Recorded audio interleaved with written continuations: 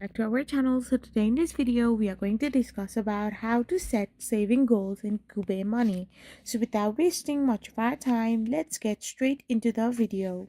So for this, all you gotta do is simply go and tap open your Qube money.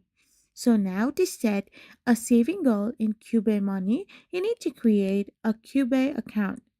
So after you have created an account, you need to go and tap on a goal Qube by naming it. Once you've created it, you need to now simply set a target amount and assign a due date.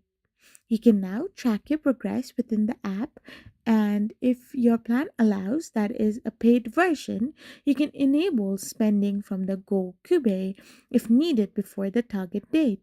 So you need to simply set saving goals in Qube Money by getting a planned account. So you can also track your progress through it and simply achieve different kind of goal. I hope you found this video helpful. So don't forget to hit that subscribe button and to give us a thumbs up. We will be back again with more informative videos. Thank you for watching.